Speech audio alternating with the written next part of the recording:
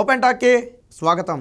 చంద్రబాబు గారి కేసులో సుప్రీంకోర్టులో రెండవ రోజు అంటే ఈ రోజు కూడా హోరాహోరీ వాదనలు సాగాయి. ఆల్రెడీ మొదటి రోజు దాదాపు చంద్రబాబు తరపు లాయర్లందరూ కూడా హరీష్ సాల్వే కానివ్వండి, సిద్ధార్థ్ లుద్రా కానివ్వండి, అలాగే సింఘ్వి కానివ్వండి చాలా బలమైన వాదనలు వినిపించారు. ఇక ఈరోజు ప్రభుత్వ తరపున ముకుల్ రోహత్గతి సీనియర్ లాయర్ అయినటువంటి ముకుల్ రోహత్గతి అయితే వాదనలు వినిపించడం జరిగింది. అయితే మొదటి రోజు వాదనలో చంద్రబాబు తరపు లాయర్లదే పై చేయిగా కనపడింది. ఎందుకంటే ఆ కేసు విచారణ సమయంలో ఎవరైతే జస్టిస్ అనిరుద్ధ్ బోస్ ఉన్నారో ఆయన ఒక వ్యాఖ్య చేశారు.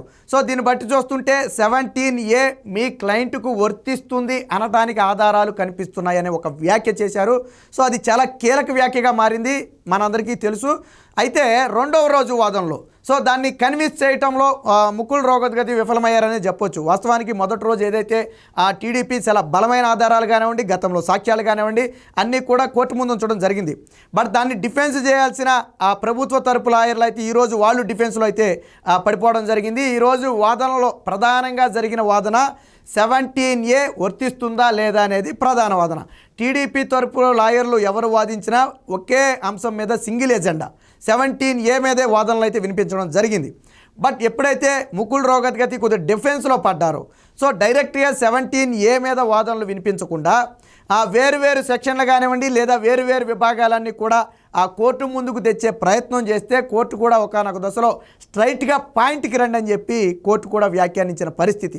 సో అంటే ఏంటంటే 17A మీద ఆల్రెడీ చంద్రబాబు తరపు లాయర్లు చాలా బలమైన వాదనలు వినిపించారు. గతంలో తీర్పులు కానివ్వండి, సాక్ష్యాధారాలు కానివ్వండి చాలా బలంగా కోర్టు ముందు పెట్టారు. సో అందుకే అనిరుద్ధ్ బోసు నిన్న ఒక వ్యాఖ్య సూచాయిగా చేయడం జరిగింది. అధికారికంగా చెప్పలేదు కానీ సూచాయిగా వ్యాఖ్య అయితే చేయడం జరిగింది. బట్ ఈరోజు ఎందుకు 17A వర్తించదు అనటానికి ప్రభుత్వం నుంచి స్పష్టమైన ఆధారాలు లేకుండా పోయాయి. బట్ వాదనలో కూడా బలం లేకుండా పోయింది. ఎందుకంటే ప్రభుత్వ తరపు లాయర్లకు కూడా తెలుసు ఈ 17A అనేది ఖచ్చితంగా వర్తిస్తుంది, ఆ విషయం తెలుసు. బట్ కేసుని ప్రొలాగ్ చేసే ఆ ఉద్దేశంతో అయితే ప్రభుత్వ తరపు లాయర్లు ఉన్నట్టుగా కనపడుతుంది. ఎందుకంటే వాస్తవానికి ఈరోజు వాదనలన్నీ విన్న తరువాత కూడా కేసుని శుక్రవారానికి వాయిదా వేస్తామని చెప్పి కోర్టు చెప్తే లేదు సోమవారానికి వాయిదా వేయమని చెప్పి ప్రభుత్వ లాయర్లు అడిగే పరిస్థితి. సో ఎందుకు సోమవారానికి అన్నారు అంటే ఖచ్చితంగా దాదాపు న్యాయస్థానం కన్క్లూజన్కి వచ్చింది కేసు మీద. సో కాబట్టి ఖచ్చితంగా ఇది చంద్రబాబుకు అనుకూలంగానే వచ్చే అవకాశం ఉంది. కాబట్టి ఒక 2-3 రోజులు ప్రొలాగ్ చేసి కనీసం ఇంకొక 4-5 రోజులు చంద్రబాబు గారిని ఎక్కువగా ఆ జైల్లో ఉంచే ప్రయత్నం చేయాలని చెప్పి చేసినట్టుగా అయితే కనపడుతుంది. స్ట్రైట్ పాయింట్ మీద ఆర్గ్యుమెంట్స్ చేయకుండా ఎవరైతే ముకుల్ రోహత్గతి ఉన్నారో సో ఆయన వేరు విషయాలను అంటే కేసుతో సంబంధం ఉన్నా సంబంధం లేకపోయినా స్ట్రైట్ పాయింట్ మీద కాకుండా వేరు విషయాలను అయితే కోర్టు దృష్టికి తీసుకురావడం జరిగింది. సో ఈ సమయంలో కోర్టు కూడా జోక్యం చేసుకుని మీరు ఇతర విషయాలు కాదు స్ట్రైట్గా పాయింట్కి రండి అని చెప్పి మాట్లాడటం కూడా జరిగింది. సో అంటే తెలుగుదేశం పార్టీ తరపున లేదా చంద్రబాబు తరపున వాదిస్తున్నటువంటి లాయర్లు ఏదైతే బలమైన వాదన వినిపించారో దాన్ని డిఫెండ్ చేయటంలో ప్రభుత్వ తరపు లాయర్లు విఫలమయ్యారు. వారికి కూడా అర్థమైపోయింది. సో ఈ కేసుని ఎక్కువ కాలం మనం ప్రొలాగ్ చేయలేమని చెప్పి వారికి కూడా అయితే అర్థమైనట్టుగా కనబడుతుంది. అందుకనే శుక్రవారానికి వాయిదా వేస్తామని కోర్టు చెప్తే సోమవారానికి ఏమని అడిగారు. బట్ కోర్టు అయితే శుక్రవారానికి వాయిదా వేసింది, ఆఫ్టర్ లంచ్ విచారిస్తా అని చెప్పింది. సో గత 2 రోజుల నుంచి జరిగిన వాదన ఒకే ఒక అంశం మీద 17A. అయితే టీడీపీ తరపు ఈరోజు కొద్దిగా బలంగా వాదనలు అయితే వినిపించారు. ఏంటంటే అసలు సిఐడి అధికారులకు ఈ కేసు కట్టే అర్హత లేదు, విచారణ అనేది పోలీసుల బాధ్యత మాత్రమే బట్ హక్కు కాదు. అలాగే చంద్రబాబు విషయంలో ఏదైతే 17A అనేది ఉందో దాన్ని పరిగణనలోకి తీసుకోకుండా చంద్రబాబు మీద ఎఫ్ఐఆర్ నమోదు చేశారు. సో ఇలా ఎఫ్ఐఆర్ నమోదు చేశారు కాబట్టి ఆ ఎఫ్ఐఆర్ చెల్లదు. రెండోది గవర్నర్ అనుమతి లేకుండా అసలు ఎఫ్ఐఆర్ నమోదు చేసే అర్హత పోలీసులకే లేదు. అంటే ఎఫ్ఐఆర్ నమోదు చేసే అర్హత లేదంటే వారికి కేసు విచారణ చేసే అవకాశమే లేదు. సో కోర్టు కూడా మార్గమధ్యంలో అంటే మధ్యలో అడగటం కూడా జరిగింది.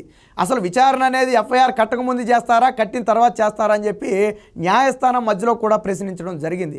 సో దీనికైతే కొంత ప్రభుత్వ తరపు లాయర్లు అయితే నీళ్లు నమిలినట్టుగా కనపడుతుంది. వాళ్ళు చెప్పేది ఏంటంటే 18లోనే దీని మీద విచారణ ప్రారంభమయ్యి మధ్యలో కొంతకాలం ఆగింది. సో తిరిగి ప్రారంభమైంది. సో కాబట్టి అప్పుడు ప్రారంభమయ్యి ఆగినంత మాత్రాన అది విచారణ కాదు అనటం కుదరదు అని చెప్పి ప్రభుత్వ తరపు ముకుల్ రోహత్గతి వాదించారు. బట్ దీన్ని స్ట్రాంగ్గా తిప్పుకొట్టారు హరీష్ సాల్వే. ఏంటంటే 2018లో జరిగింది స్కిల్ డెవలప్మెంట్ మీద, సరే డైరెక్ట్ స్కిల్ డెవలప్మెంట్ కేసు కాదు, స్కిల్ డెవలప్మెంట్ కంపెనీలకు సంబంధించిన కొన్ని కంపెనీల జిఎస్టీకి సంబంధించిన కేసు. సో దానికి దీనికి సంబంధం లేదు. అలాగే ఎఫ్ఐఆర్ ఎప్పుడు నమోదైతే, ఎప్పుడైతే కంప్లైంట్ వచ్చిందో, ఎప్పుడైతే ఎఫ్ఐఆర్ నమోదైందో అప్పటి నుంచే కేసు విచారణ కింద లెక్క. సో ఎఫ్ఐఆర్ కట్టిన తర్వాత కదా. సో కాబట్టి అక్కడి నుంచి అంటే 2021 తర్వాత, 2021 అంటే ఖచ్చితంగా 17A వర్తిస్తుంది. ఎందుకంటే ఈ 17A అమెండ్మెంట్ అయింది 2018లో అయింది. 2018లోనే అమెండ్మెంట్ అయింది కాబట్టి 2021లో కట్టే ప్రతి కేసుకి కూడా అంటే వీళ్ళకి సంబంధించి ఏది వీళ్ళ అధికారులు కానివ్వండి లేదా ప్రభు నాయకులు కానివ్వండి, వీరికి కట్టాలి అంటే 17A ప్రకారం గవర్నర్ అనుమతి అవసరం. బట్ కానీ 2021లో కేసు కట్టినప్పటికీ కూడా గవర్నర్ అనుమతి లేకుండానే చంద్రబాబు గారిని అరెస్ట్ చేయడం జరిగింది. గవర్నర్ అనుమతి లేకుండానే ఎఫ్ఐఆర్ నమోదు చేశారు. గవర్నర్ అనుమతి లేకుండానే విచారణ చేస్తున్నారు. సో హరీష్ సాల్వే చెప్పేది ఏంటంటే అధికారికి ఎఫ్ఐఆర్ నమోదు చేసే అర్హత లేదు, అలాగే విచారణ చేసే అర్హత అంతకంటే లేదు. ఎందుకంటే దీనికి 17A ప్రకారం గవర్నర్ అనుమతి అవసరం. గవర్నర్ అనుమతి లేని కేసు చెల్లదు. 17A అనేది ఎవరైతే ఇలా రాజకీయ కక్షలకు పాల్పడతారో వారి నుంచి రక్షణ కల్పించడం కోసం, అలాగే అవినీతిని నిరోధించడం కోసం తెచ్చిందే ఈ 17A అనే అమెండ్మెంటు. కాబట్టి మా క్లయింట్ మీద కక్షపూరితంగా వ్యవహరించారు. 17A వర్తిస్తుందని తెలిసినప్పటికీ కూడా గవర్నర్ అనుమతి తీసుకోకుండా, ఆయనకు కనీసం ఇన్ఫామ్ చేయకుండా ఈ కేసును నమోదు చేశారు. కాబట్టి ఈ కేసు చెల్లే అవకాశమే లేదు అని చెప్పి గతంలో అనేక సందర్భాల్లో సుప్రీంకోర్టు ఇచ్చిన తీర్పులు కానివ్వండి లేదా ఇతర రాష్ట్రాల హైకోర్టుల్లో ఈ 17K రిలేటెడ్గా ఉన్నటువంటి కొన్ని కేసుల తీర్పులను కూడా కోర్టు ముందైతే ఉదాహరించడం జరిగింది. దాదాపు హరీష్ సాల్వే వాదనతో సుప్రీంకోర్టు ఏకీభవించినట్టుగానే బయట న్యాయ నిపుణులు భావిస్తున్నారు. ఎందుకనంటే ప్రభుత్వం పూర్తిగా డిఫెన్స్లో పడిపోయింది. కేసుని ప్రొలాగ్ చేయడానికి ప్రయత్నం చేసింది తప్ప 17A ఎందుకు వర్తించదు అన్న విషయాన్ని కోర్టు ముందు స్పష్టంగా వివరించడంలో విఫలమైంది. ఎందుకనంటే ఇటుపక్క ఆల్రెడీ బలమైన ఆధారాలు ఉన్నాయి, బలమైన వాదనలు జరిగాయి. సో దాన్ని తిప్పికొట్టడంలో ముకుల్ రోహత్గతి కొంత విఫలమయ్యారనే చెప్పొచ్చు. ఎందుకనంటే గతంలో యాడ్యూరప్ప ఆ కేసు సంబంధించి మరి అదృష్టం ఏంటంటే కరెక్ట్గా ఏడాది క్రితం ఇదే రోజున ఆయన 17Aకి సంబంధించి ఆయనకు వర్తిస్తుందని చెప్పి వాదించారు. ఎవరు? ఇదే ముకుల్ రోహత్గతి కరెక్ట్గా ఏడాది క్రితం వర్తిస్తుంది అని ఒక వ్యక్తికి వాదించారు. సరిగ్గా సంవత్సరం తిరిగాక ఇదే రోజున వేరొక వ్యక్తికి వర్తించదు అని వాదిస్తున్నారు.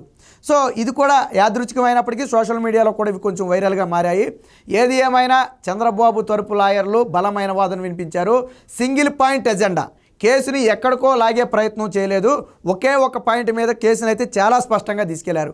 బట్ ఆ పాయింట్ మీద డిఫెన్స్ చేయలేని ప్రభుత్వ తరపు లాయర్లు వేరు అంశాలను ఏదో సిఆర్పిఎస్సి అని లేదా ఇంకోటని కోర్టు ముందుకు తెచ్చే ప్రయత్నం చేస్తే మధ్యలో కోర్టే ఇవన్నీ వద్దు, స్ట్రైట్ పాయింట్కి రండి అని చెప్పి కోర్టే అడిగింది. సో ఎప్పుడైతే ఈ విధంగా కోర్టు వ్యాఖ్యానించిందో ఒకంత ముకుల్ రోహత్గతి కానివ్వండి అలా లాయర్లందరూ కూడా ఇరకాటంలో పడ్డారు. సో ఇలాంటి సమయంలో దాదాపు ఇరుపక్షాల వాదనలు దాదాపు ముగిసినట్టుగానే చెప్పుకోవచ్చు. వచ్చే శుక్రవారానికి వాయిదా వేస్తే లేదు సోమవారానికి కావాలని అడుగుతున్నారు. శుక్రవారం వాయిదా వేస్తే కోర్టుకి ఇబ్బంది ఏంటి? ఎందుకు సోమవారానికి అడుగుతున్నారు అంటే ఇది దాదాపు శుక్రవారం గన ఆ విచారణకు వస్తే దాదాపు కేసు కొలుక్కొచ్చే అవకాశం ఉంది.